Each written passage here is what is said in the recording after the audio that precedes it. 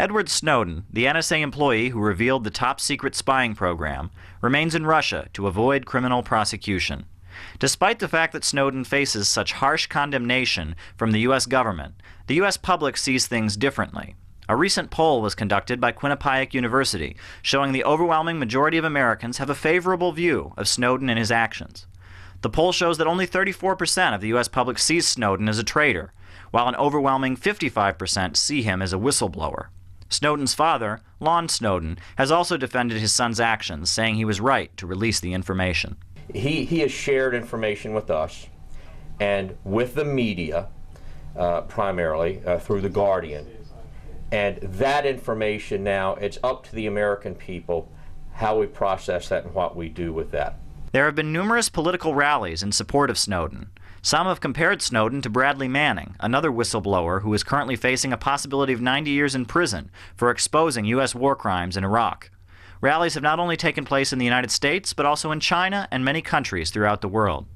Though public opinion is strongly in favor of Snowden, President Obama wants Snowden to return to the U.S. and face criminal charges. And I'm not going to have one case of a suspect who we're trying to extradite suddenly being elevated to the point where I've got to start doing wheeling and dealing and trading on a whole host of other issues. All leading political voices in the U.S., both Democrats and Republicans, speak of Snowden with contempt. Congressman Keith Ellison also favors the prosecution of Snowden, despite sympathizing with him. I hope he gets a great lawyer. I think he faces the charges and makes the best arguments that he can. And that's what I got to say about Edward Snowden. This is just the latest example of the widening gap between U.S. public opinion and the actions of the government. Polls also show that the U.S. public opposes the continuing war in Afghanistan and strongly opposes U.S. intervention in Syria. A Gallup poll conducted in July shows that 78% of people disapprove of the U.S. Congress.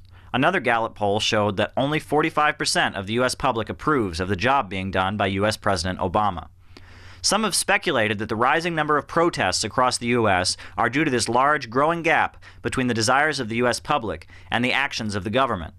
In his remarks from Russia, Snowden addressed the fact that the government policies, especially the secret spying program he revealed, seem to be serving someone other than the U.S. public.